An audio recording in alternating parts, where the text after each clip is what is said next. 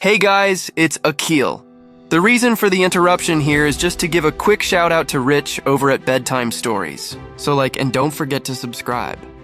He graciously offered to play one of the parts in this episode, and it's been a while since we've done a collaboration like this, so hope you enjoy it. Once again, we find ourselves in the trenches of the First World War, has always produced strange stories, tales of courage, tales of horror, and sometimes tales that blur the line between fact and myth.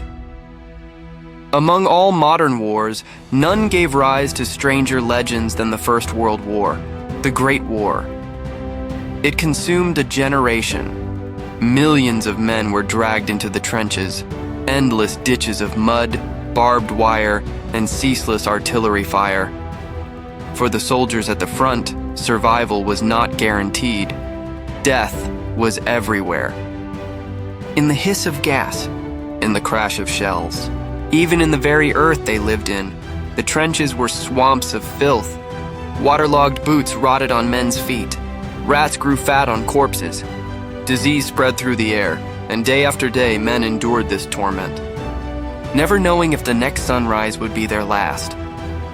But amid the gunfire and mud, another kind of story began to spread. Not of armies or nations, but of shadows in the wasteland, whispers carried from trench to trench. Whispers of ghostly battalions, of angels in the sky, and of something darker still, the legend of the wild men of no man's land. According to the stories, they were deserters, men who had slipped away from their units. Men who refused the orders, the marches, the death sentence of trench life, but they did not vanish. They stayed. In the very place where no one could survive. In no man's land, a wasteland of shattered earth. Crater upon crater filled with water and corpses. Barbed wire twisting like iron vines. Machine guns ready to cut down anything that moved. It was supposed to be uninhabitable. Yet the rumors claimed these men had found a way. By day, they burrowed into shell holes and collapsed dugouts. By night, they emerged to scavenge among the dead, taking weapons, taking food, taking whatever they could find. Some whispered of worse, that when rations ran out, the wild men turned to flesh, cannibals in the darkness, half men, half beasts, predators of the battlefield. And though few admitted to seeing them, many swore they heard them. Strange movements in the night. Shadows darting across the wasteland, a presence just beyond the wire. For soldiers already living in fear, the thought was terrifying. The enemy before them, the shells above them, and now, wild men between them. But how could such men survive? How could anyone live in no man's land? To answer, we must look at the trenches themselves. The Western Front stretched for hundreds of miles across France and Belgium. Two armies dug into the soil, facing each other across the wasteland. Between them, sometimes only a few hundred yards apart, lay no man's land. It was a place of silence and sudden death. Step into it by day and you were shot. Step into it by night and you might never return, and yet, if a deserter sought to disappear, where better to hide? The trenches were hell. Knee-deep in mud, lice crawling through every seam of clothing, stale bread, watery stew, rotting meat, the constant threat of gas, snipers, and bombardment. Many soldiers cracked under the strain. Some wandered in a daze broken by shell shock. Others slipped away, willing to risk execution for desertion.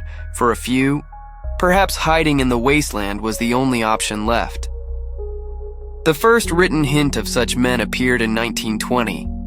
Lieutenant Ardon Arthur Holm Bean described an encounter in his memoir. The squadron later in the 1930s, Walter Frederick Morris wrote Behind the Lines. In it, he spoke of deserters forming hidden groups, scavenging in the ruins. But perhaps the most vivid account came from Osbert Sitwell. In his autobiography, he described deserters digging tunnels beneath no man's land, passages in the earth, shelters where they could sleep unseen, and at night they emerged. They stripped the bodies of the dead. They stole supplies. They vanished before dawn. Stories like these spread quickly, and as they spread, they changed, no longer just deserters. Now they were monsters, cannibals, creatures who had abandoned all traces of civilization. The most disturbing part of the legend was always the claim of cannibalism. Some said the wild men dug up corpses. Others whispered they hunted stragglers in the dark. In the cold silence of the trenches, the idea was chilling, that beyond the barbed wire, men who were once comrades had turned to flesh. But was it true? Historians remain doubtful. Desertion was real. Hidden deserters were possible. But tribes of cannibals? That seems unlikely. More likely, these were the fears of exhausted men. Men who lived among death every day. Who smelled the rot of bodies. Who heard unexplained sounds in the night. Fear filled in the blanks. And rumor turned men into monsters. Still, starvation was real. Rations were often scarce. Supplies were cut off. Men survived on crumbs, weak tea, and tinned meat. In desperate moments, humans have done the unthinkable. History is filled with examples of cannibalism in times of famine. Could it have happened here? Perhaps. But the evidence is thin. What is clear is that the story itself had power. To officers, the wild men were a warning. A tale to remind soldiers that desertion was not freedom. It was a descent into madness. Leave the trenches and you don't escape. You become the very monster you fear. Think of the setting again. The battlefield was already filled with horror. The cries of the wounded in no man's land. The stench of decay. The eerie silence that followed a bombardment. In such a place, it was easy for the imagination to twist shadows into figures, to turn rustling rats into lurking deserters, to believe that something more than human prowled the night, and the rumors fed on themselves. A soldier told a story to pass the time. Another repeated it. Soon it traveled from trench to trench. By the time it reached men on the other side of the front, the tale had grown. No longer a single deserter hiding in a crater. Now it was bands of wild men, tunnels beneath the earth, feasts on human flesh. The more the story spread, the less it resembled reality. Psychologists today would call it a coping mechanism. A way for soldiers to give shape to their fears. Instead of faceless terror, there were wild men. Instead of chaos, there was a story. Humans crave explanation, even in war. Especially in war, and so the wild men legend grew. Yet not all accounts can be dismissed so easily. There were cases of deserters found living in abandoned dugouts. Some survived for days, even weeks, before being discovered. And there were patrols that reported odd encounters, footprints in unlikely places, supplies missing, fires burning where no unit was stationed. Could some of these signs point to wild men? Maybe.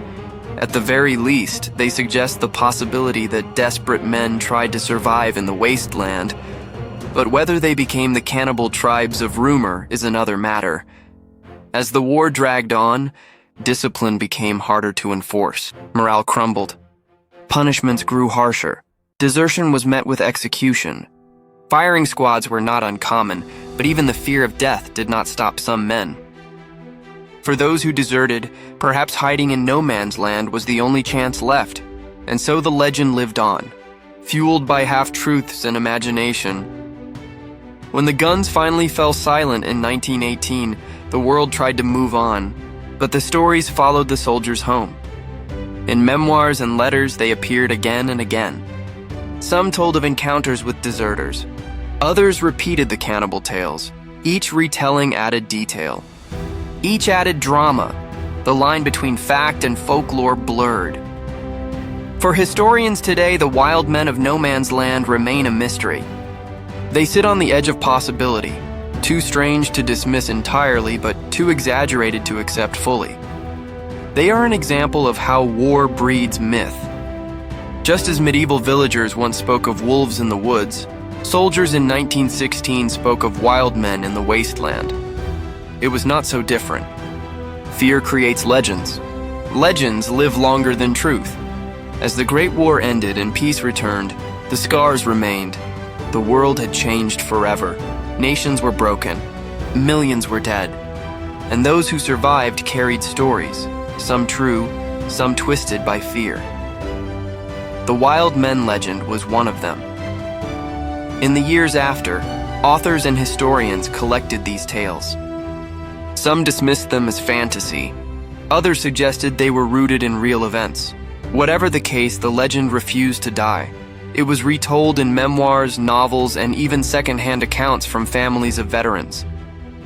Each version slightly different, each shaped by memory and imagination, and in this way the wild men lived on. But why does this story still capture us today? Perhaps because it speaks to a deeper fear, the fear that war strips away humanity. That in the mud and blood, men can become something less than human. The wild men are not just deserters in a battlefield. They are symbols. Symbols of what happens when order collapses. When men are cut off from society. When survival becomes the only law. The story also reminds us of the fragility of sanity in war. Shell shock broke countless men. Voices in their heads. Visions in the night. How many so-called sightings of wild men were really the mind's tricks? How many were the product of exhaustion and fear? We may never know.